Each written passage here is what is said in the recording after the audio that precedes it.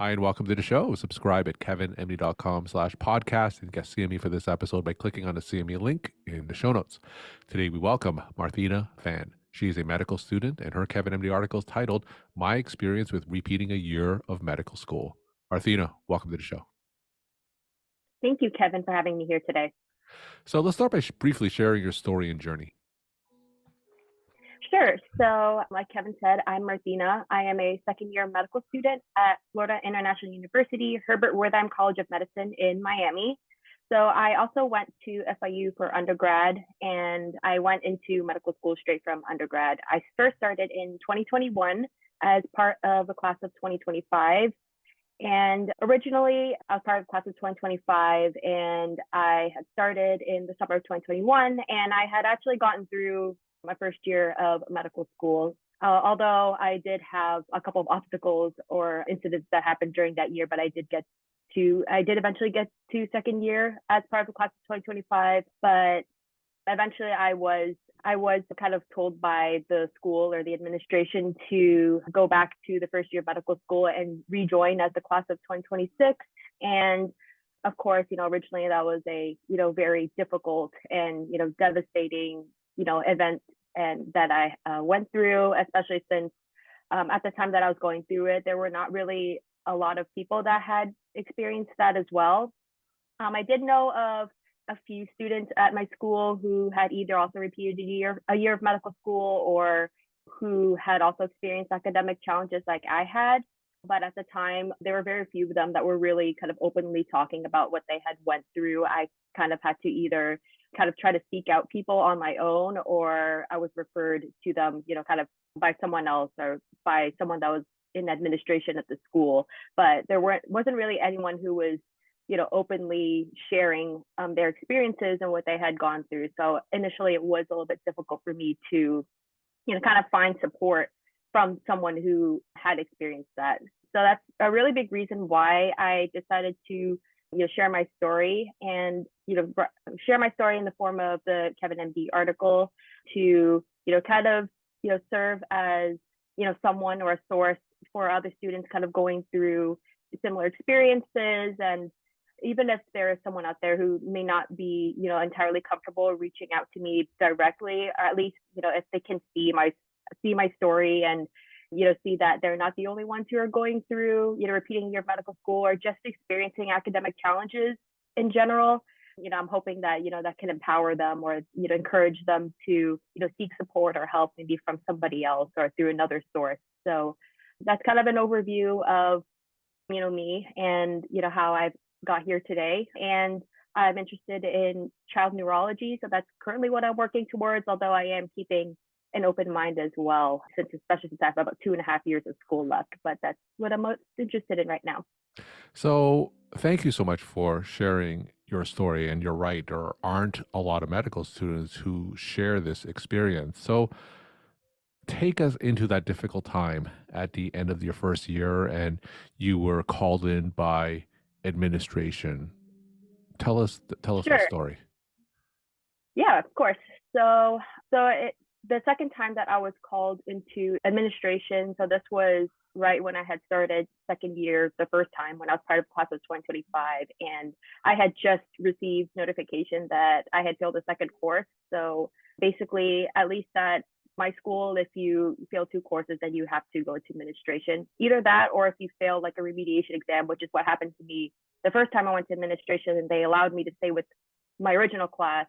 That's also kind of like that's basically like another reason for them to call you. So, but the second time was because I had failed the first block in my second year by only 1%, which kind of, was even more devastating. It was kind of rubbing salt into the wound in that sense. But so I was called to administration after that. And I briefly mentioned this in the essay, but very shortly before that second course failure and me getting called to the committee again, I had experienced a pretty big panic attack. And this was something that had never happened to me before this.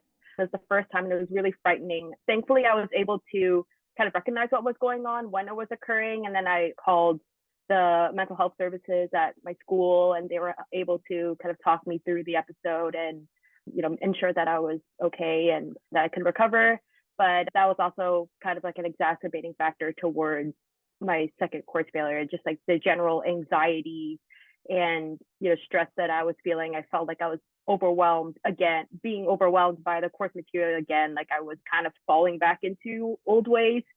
So anyways, when I was called back into administration the second time, at that time I was still really kind of dead set on continuing with my class. Like I really was very resistant against the idea of repeating, being held back a year at that time. I didn't realize that, in the long run, like an extra year doesn't make a huge difference, but that was something that I wasn't really thinking about at the time. So when I was called to them the second time, I tried to convince them to let me stay. I was super close to passing. I didn't want to be held back. So at that time I was trying really hard to stay.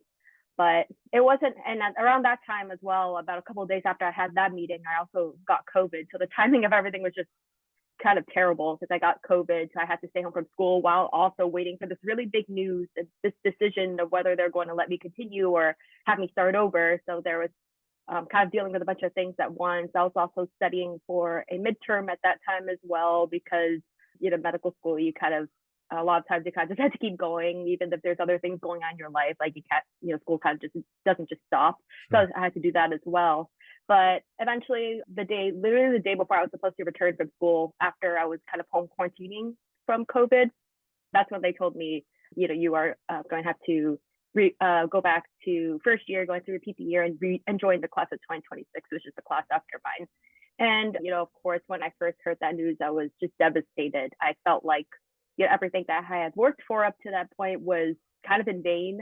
I was really ashamed because I felt like, kind of like I mentioned before, not really a lot of students go through this. So I felt like we were very alone. I wasn't really sure, who to talk to or kind of talk to about this, or who would really understand what I was going through. I did, of course, I had my family, I had my friends, and, they were definitely an amazing source of support for me. But it wasn't exactly the same as knowing someone close to me who had gone through the same thing.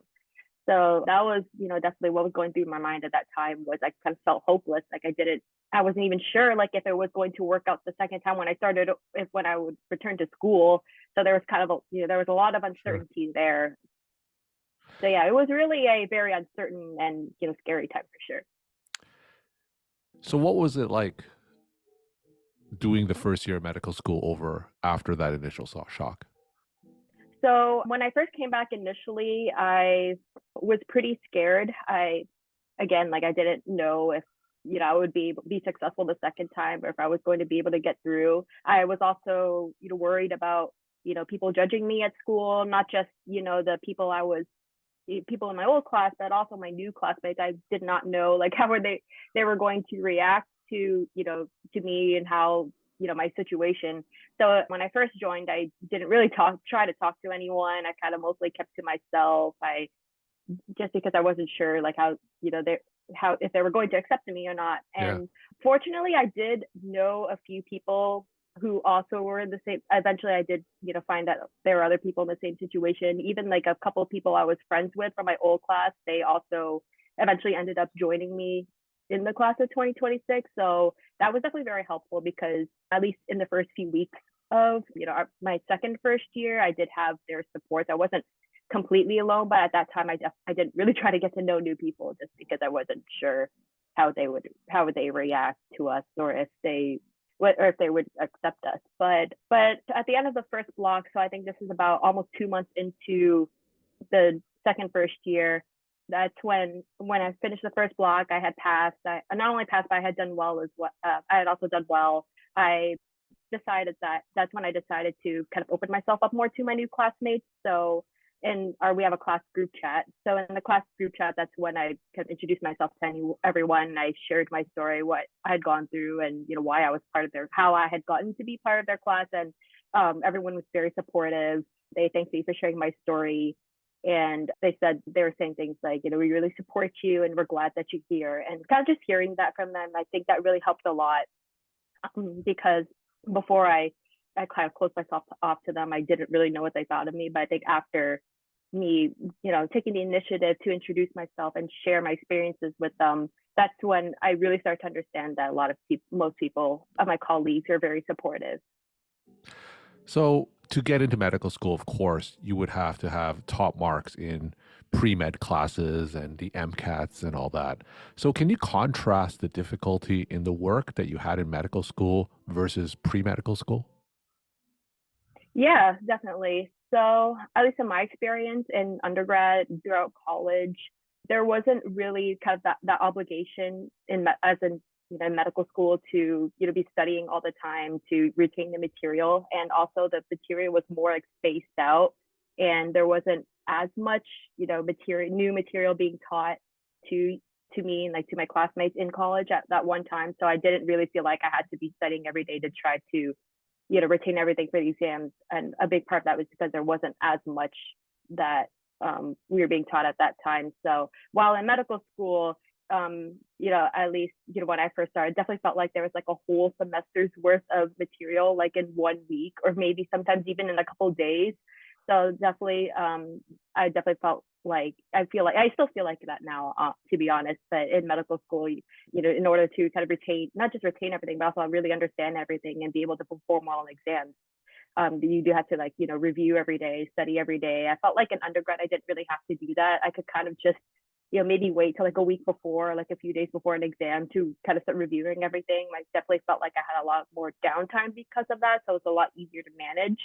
But in medical school, it's definitely you do have to be kind of consistent with your studying and keep up with that, which sometimes it can get difficult because that's not the only thing that you have to do in medical school. There's also extracurriculars, volunteering, and personal responsibilities as well. So in the beginning, that was definitely difficult to balance all those things. So once you shared your story about having to repeat the first year, did you connect with other medical students who were in that same situation? Definitely. So there were people I had, classmates, and even, people, or even pre-meds, or people who weren't even in medical schools, like dental students. Had a pharmacy student reach out as well. But yes, I definitely did have a lot of other medical students, not only just at FIU, but from other schools as well, reach out to me and thank me for sharing my story. And some of them even shared their experiences, how they went through something similar. Either they also repeated a year or they came close to it. And they also expressed how grateful they were for me sharing my story, because when they had gone through the challenges that they faced, they also they didn't know like anyone else who was going through that. They felt alone. So, but after they read my story, they felt like they weren't the only ones, and that helped them kind of feel better and more like confident, and things were going to be okay, which I was really happy to hear that from them. So can you share some lessons and resources to other healthcare students who may find themselves in a similar situation that you did? Sure. So definitely one really big lesson that I learned from this experience is that it's okay. I feel like when I first started and when I first experienced this, I was really ashamed. I felt like I was the only one, and that I felt like there was almost like there was something wrong with me, that there was something defective. And but as time went on and I went through my first year again, and I also connected with more people who had gone through similar situations, I realized that having these, struggles in medical school, especially in the beginning, it's actually a lot of times it's a normal part of the process. When I was first going through them, I was kind of, unwilling to accept that. I felt like I did a lot of internalization of, my earlier mistakes and challenges that I experienced. And I used to think that, because I was experiencing things, there must be, something wrong with me. I'm not like everyone else. I don't deserve to be here. But in reality, a lot, these challenges can actually, kind of help us, shape us into, the really compassionate and, determined physicians and healthcare workers, that, patients, really need. And that's definitely something that I've learned over time, especially after sharing my story. And so that's what I would, that's something that I would definitely would hope that other people who, come across my story, especially those who are going through something similar, that's definitely something that I hope they can take away from that, is that they're not alone. And that, experiencing these challenges, that doesn't, that doesn't take away from, the fact that, they deserve to be where they are, and that they will get, to where they want to be. How difficult was it for you to initially share your story? It was definitely a challenge. Like that, it's not something that I decided to do overnight. I thought about it a lot. And a really big, inspiration for me to share my own story was actually in my interactions with other students who had gone through the same thing at the time that I was told I had to repeat and I was trying to find support. There were really only like maybe two or three people that I knew about, and even then they were kind of not as open as as open as I am. Like I was either like referred to them from someone else, or but yeah, they weren't like sharing their stories publicly or anything like that. But even just the fact that they chose to make themselves available for me and to, support me while I was going through, this experience, I feel like that really inspired me to share my story, not just, serve the same, that same role to other students, but also to really share my story publicly. There was because again, like I feel like that really helped me, and I wanted to kind of serve in that same role to other students. But definitely in the beginning, it was something that I was kind of hesitant to do. I wasn't really sure how far it would go. Even when when I was deciding whether to open up to my new classmates or not, that took me a while to kind of come to that decision because, again, like I wasn't sure how they would react to that. But ultimately, I'm glad that I did. We're talking to Marthena Phan. She's a medical student. Her Kevin MD article is titled My Experience with Repeating a Year of Medical School. Marthena, tell us some of your take-home messages that you want to leave with the Kevin MD audience. So my take-home message for everyone is that you're not alone in, any struggles that you may be facing, whether they're, repeating your medical school or academic challenges, or even just, facing something like imposter syndrome, feeling like you don't belong, even if you feel like you are doing well, but you're also feeling like you're not in the right place. These are all, experiences and feelings that, other people have as well. You're not the only one. And, if you ever are experiencing, these things or these feelings, try to, reach out to those who may have gone through the same experience, or even just those that you trust and that you love. I feel like that definitely comes a long way as well. Because when I was initially going through these things, at first, I kind of kept a lot of it to myself. Even to my own family and friends, I kind of hid the real, magnitude of, the experiences that I was facing at the time. And I feel like that did hurt me in the long run. But over time, when I opened up to my family and friends and more people, and that really helped me get to where I am today. So that's definitely something that I would want the audience to remember. Marthena, thank you so much for sharing your story, time, and insight. And thanks again for coming on the show. Thank you, Kevin, for having me today.